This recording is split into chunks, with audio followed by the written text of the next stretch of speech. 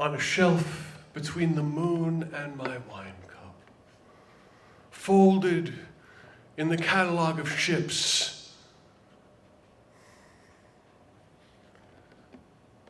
No, I can't. I'm too distraught. Yesterday, I received a letter regarding a book that I have written. It's called, a book of essays called Phantom Signs, the MUSE in University. This book is completed, but I haven't sent it out to any publisher or anyone else. But yesterday, I got a letter with 312 signatures. Basically, the signatures of every person or entity who appears in Phantom Signs. And I'm very upset about this. I think our books are so ungrateful. And I want to enlist your help. Let me just give you an idea of what I'm up against here. Some of the signatories who are signing in solidarity. Chinua Achebe, Achilles, son of Peleus, Aeneas, founder of Rome, Aeolus, god of winds, Theodore Adorno, King Agamemnon, Telamonian Ajax, Alexander the Great, Dr. James Andrews, Nin Andrews, Aristotle, Sheriff Joe Arpaio, Margaret Atwood, W.H. Auden, Joan Baez. That's just it. It goes all the way down to Bob Zimmerman and Zarathustra.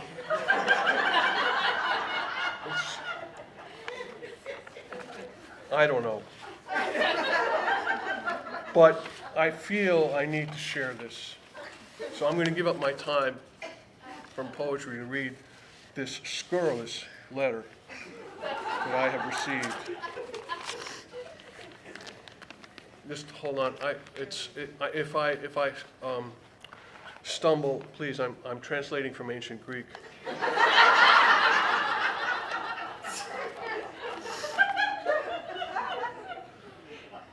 We, the undersigned, wish to express our collective outrage at the usage of our names, monikers, aliases, titles, and appurtenances without notice or permission in the text called Phantom Signs, the MUSE in University.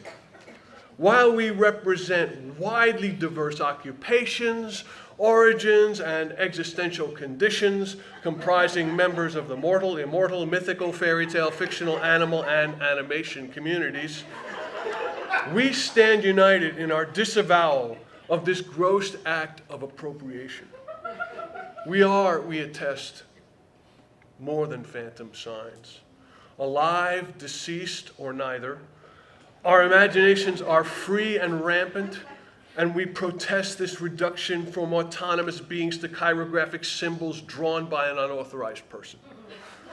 Many of the characteristics attributed to us in this text are distorted, and numerous statements made about us or on our behalf are, we believe, libelous. While the vast majority of the undersigned have never met the author and cannot speak to his status as publisher, writer, and musician, he himself writes of his nonprofit literary press that few buy and fewer follow. His own publisher, who is among the undersigned, grants that the author's latest release, To Banquet with the Ethiopians, a memoir of life before the alphabet, more anon, has never cracked the small press distribution bestseller list despite elegant production in cloth and paper edition and assiduous marketing. As for his music, the undersigned who have heard him perform, including his fellow band members and his wife, concur that he sings off-key, fakes a brogue, and fudges lyrics. Sound techs routinely mute his boron mic. His tin whistle, reports his cat Molly, see undersigned, is terrifying. Even the author's claim to Irish heritage is bogus. While it is true that he grew up in a time when his native Queens was virtually the 33rd county, DNA analysis has revealed that prominent strands of his ancestry derive from far-flung locales, including Beantown, Berkeley, Brigadoon, Chelsea, Christiansted, Flatbush, Guadalajara, Hawaii, Sarlik, Mortar, Motherwell, Owego, Petropavlov, Rudalahan, Shinbone, and Zaire. Conspicuously absent is Ethiopia. Phantom Signs is rife with dubious claims, fake news, jaundiced insinuation, and factual error. To list just a few. 1.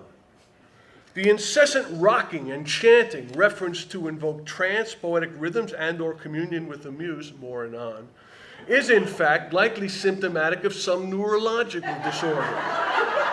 According to an affidavit from the author's brother, who is not among the undersigned but has acted as friend of the court throughout our proceedings, these antic fits branded the author as a social misfit from an early age.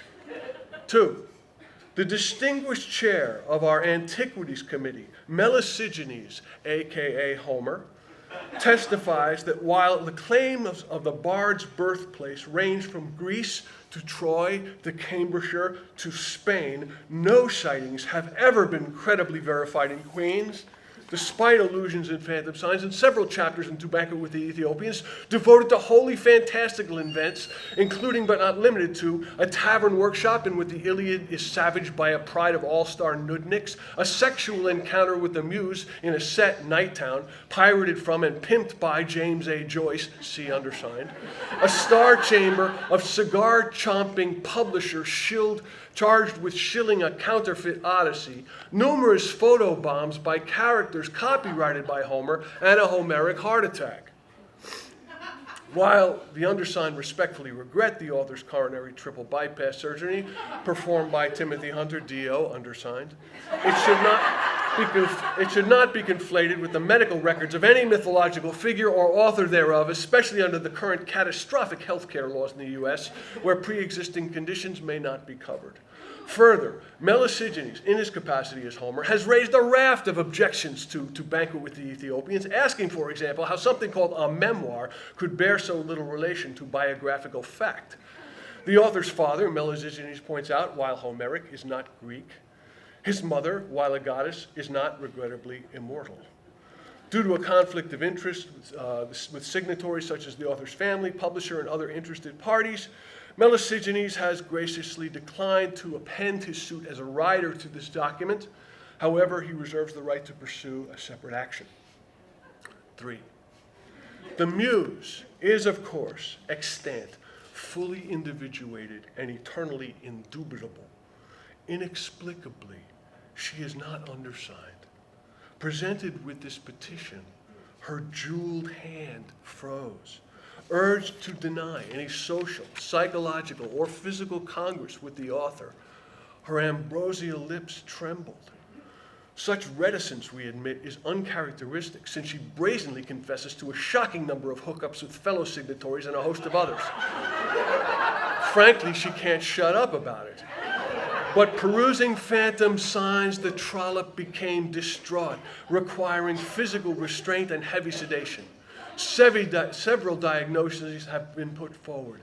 After hacking the author's hard drive and finding some disturbing drafts of the manuscript's subtitle, including Death of the Muse dies in University, and the Muse is fucked, our IT committee has released a memo to the effect that University, with its canons, codes, bureaucracies, and prescriptions, is the source of the Muse's distress. Abstracts have been submitted suggesting that the author's contention that the muse is archaic and should be replaced by X has flummoxed her. Around the nectar cooler, gossips whisper about Roba, the place where the muse allegedly endorsed To Banquet with the Ethiopians. While Roba is, as claimed, a waterway in Ethiopia, it is also slang for a molly bolt and a constellation in the pinwheel galaxy. The muse needs to know this, but she does not wake, even when shaken. 4.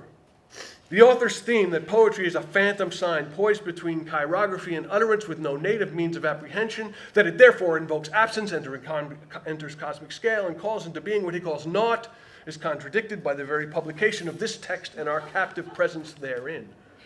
5. The failure to recognize by capitalization, per no, as a brand rather than a species on page 81, is not merely a sign of careless copy editing, but an indication of the frangibility of all texts and an example of the author's pathetic attempt to climb the social ladder by parroting French. 6. Speech song is a crude redaction of H.L. Hicks's complex argument, nor is Hicks, as represented here, a cowboy. Hicks's plight, along with that of William Hayen, Carol Muldow, Robert Mooney, Steve Oristaglio, and D.M. Spitzer, all undersigned, is especially sympathetic as they are published by or closely associated with the author's literary press, and therefore in no position to contest howlers such as the proposition that Muldow's novel is actually a prose poem, or that Hayen conspires in a cabin in upstate New York to collapse the universe from 3 to 2 dimensions, or that Spitzer isn't the author of his own book. 7. At no time, drunk or sober, did the author's father, undersigned, mistake Queens for Galway, nor did Galway Canal, also undersigned and especially irate, transmogrify during a graduate seminar into a bear, malgré his iconic poem of that name. He is, however, in full possession of the semicolon and ready to use it. 8. Joyce and Shelley never waitressed in an Irish bar. The author's wife, while possessing silky-like tendencies, is not now, nor has ever been, trans-species. Nor is the Greek professor, unsigned to avoid prosecution, a sea nymph. All this is bollocks. While we do not doubt that at the time of this writing, the author is extant, in the foreseeable future, he must resign from the subcommittee of breathers, while phantom signs may persist, even if remaindered, long past his transition. It's not that we object to writing per se, or to the perpetuation of our fame and memory in written form, but to be deprived of the dulcet cadence of the muse who lies in demented sleep, to be squeezed into sentences which yearn to dissolve into breath, to be marginalized between sign and utterance, to be robbed of a sublunary dimension. This we find unacceptable, and we protest in the strongest terms.